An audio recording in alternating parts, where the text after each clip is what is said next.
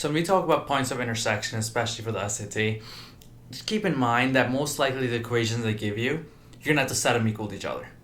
That's really it. So if they're talking about points of intersection, two graphs intersecting, parabolas, lines, whatever it may be, most likely you're setting the equations equal to each other. And here's really why. So if I have, let's say this line and this parabola, right? Wherever they intersect, they're going to share the same x and same y value. So in this particular example, it tells me that one of the parabolas is x equals 5y squared, and the other one is negative 4y squared plus 9.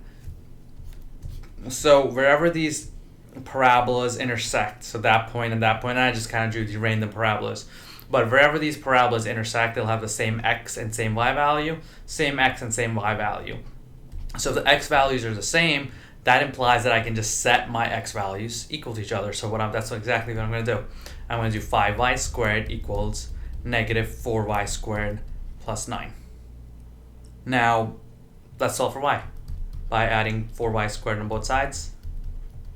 That gives me 9y squared equals 9, y squared equals, divide both sides by 9, 1, and y will equal plus or minus 1. So a possible value of the intersection for the y value will be 1 or negative 1.